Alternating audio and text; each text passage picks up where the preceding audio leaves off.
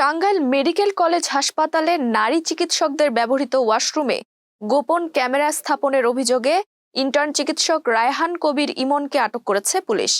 ২৬ জানুয়ারি হাসপাতাল প্রাঙ্গণে অভিযুক্ত ইমনকে শনাক্ত করেন মেডিকেল কলেজের শিক্ষার্থীরা। এ সময় ক্ষুব্ধ ইন্টার্ন চিকিৎসকরা হাসপাতালের পরিচালক সহ অভিযুক্তকে অবরুদ্ধ করে রাখেন। খবর পেয়ে ঘটনাস্থলে নির্বাহী ম্যাজিস্ট্রেট, পুলিশ, ডিবি পুলিশ ও সেনাবাহিনীর সদস্যরা উপস্থিত হন। পরিস্থিতি উত্তপ্ত হয়ে উঠলে ইন্টার্ন চিকিৎসকদের আন্দোলনের মুখে এক পর্যায়ে পুলিশ অভিযুক্ত চিকিৎসককে হেফাজতে নেয়। পরে তাকে জিজ্ঞাসাবাদের জন্য ডিবি কার্যালয়ে নিয়ে যাওয়া হয়। এ বিষয়ে টাঙ্গাইল মেডিকেল কলেজ হাসপাতালের পরিচালক আব্দুল কুদ্দুস জানান, অভিযুক্ত ব্যক্তিকে পুলিশ হেফাজতে নেওয়া হয়েছে। এখনো কোনো মামলা দায়ের হয়নি, তবে আইনগত প্রক্রিয়া চলমান রয়েছে। ঘটনাটি প্রকাশ্যে আসার পর হাসপাতালের চিকিৎসক ও কর্মচারীদের মধ্যে চরম উদ্বেগ ও ক্ষোভের সৃষ্টি হয়েছে।